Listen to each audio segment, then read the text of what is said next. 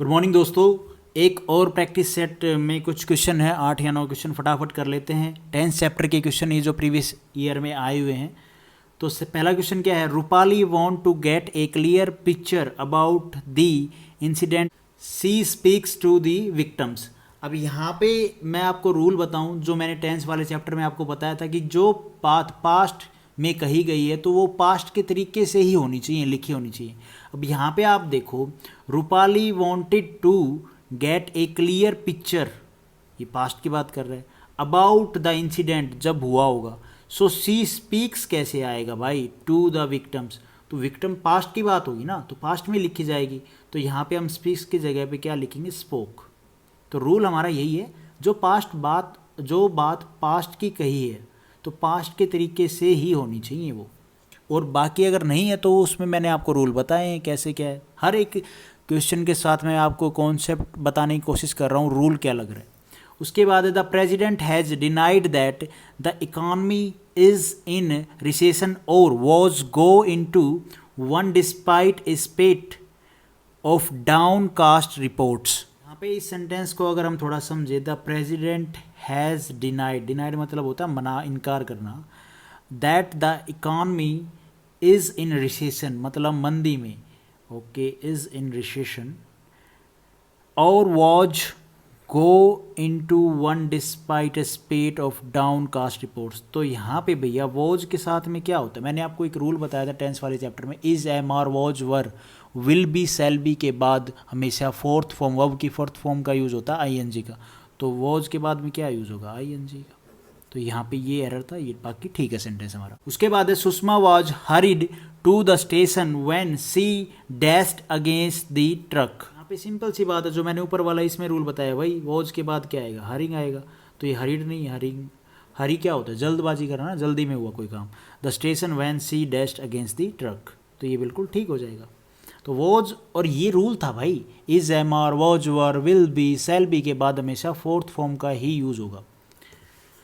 उसके बाद है there is no rainfall in our village for the last 6 months। इस क्वेश्चन को अगर हम देखें तो इसका रूल क्या है, there is no rainfall in our village for the last 6 months। ये क्या है, एक टाइम पीरियड ही है ना।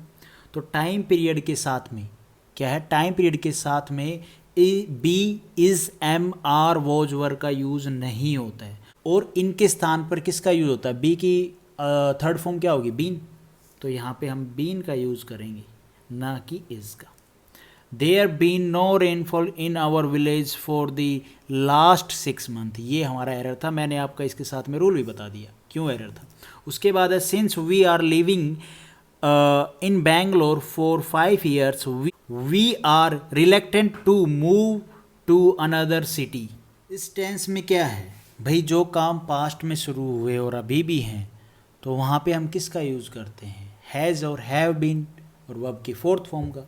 तो यहाँ पे आर थोड़ी ना आएगी, we have been living in Bangalore for 5 years we are reluctant to move to another city. तो ये हमारा सेंटेंस ठीक हो जाएगा। उसके बाद हमारा क्वेश्चन है with in a few years most of the fertile land had underwent forcible Indigo cultivation.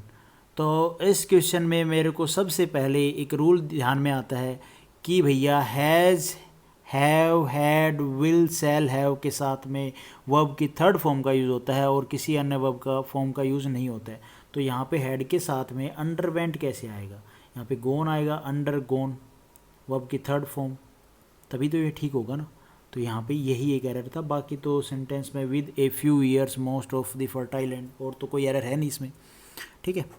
उसके बाद the modern days lifestyle has become too mechanical and stressful. यहाँ पे भी सेम ऊपर वाला जो रूल है वही लगेगा, थर्ड फॉर्म आएगी तो थर्ड फॉर्म क्या हो जाएगी, बिकम, ठीक है।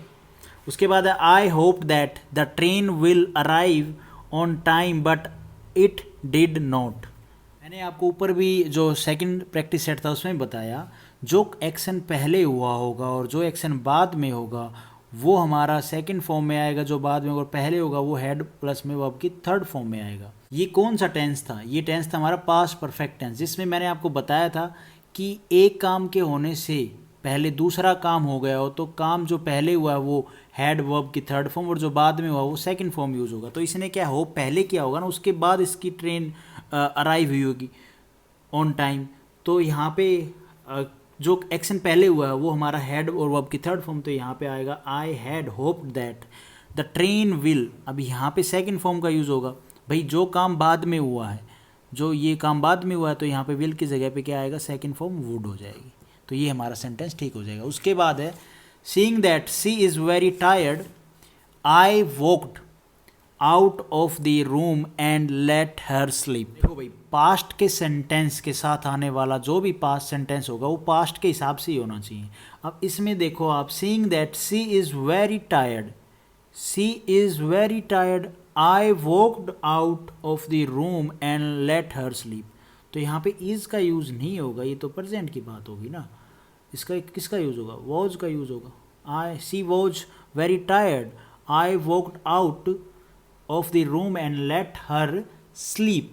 तो ये हमारा सेंटेंस ऐसे ठीक हो जाएगा। सिंपल सा रूल है कि पास्ट के सेंटेंस के साथ आने वाला सेंटेंस पास्ट के हिसाब से ही होना चाहिए, तभी वो ठीक रहेगा।